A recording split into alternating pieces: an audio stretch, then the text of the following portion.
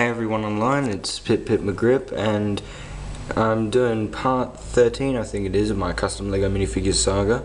This one's a bit different. Anzac Day just came in Australia, so I set up a couple of warfare scenes from different points of history, each world war, or each war, and let's have a look at them. Okay, let's start.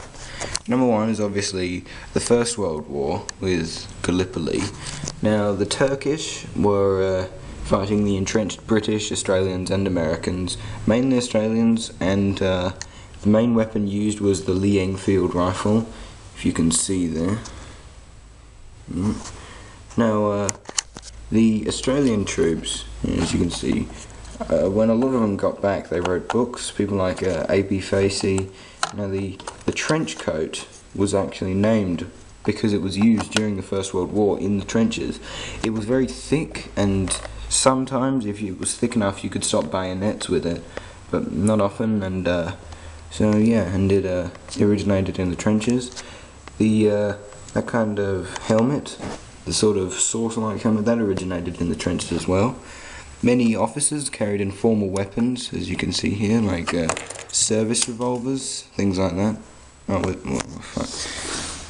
Actually, there it is. Drop me, little man, just a second. Oh, there he is. Well, anyway, so that's my First World War scenario. The Turkish and German troops, they were the ones fighting, because Turkey was on the side of the Nazis, right? And if you want to see some more that are better than mine, then you can look up JS Lego Master. He's done Sergeant Winterbottom's series of exploits in Gallipoli, the Second World War. So yeah, moving on. Next we have the Second World War in places like Germany, Northern France, Italy, all over Europe. The Second World War was being waged, and now one of the main weapons used was the Thompson. That was used a lot by the Americans, as well as the, if you can see, a mortar. Now, the mortar was one of the first long-range explosive weapons. Alright, you could set it up easily. If you twisted a knob, it would go higher or lower, and then you basically just dropped the shell in, and it blew out of the end and just blew up things. It was a anti-personnel weapon as well, and but they got really hot, so when you carried them, you had to wear an asbestos glove. Alright, you had to have one person looking and one person actually operating, because the same person couldn't do both.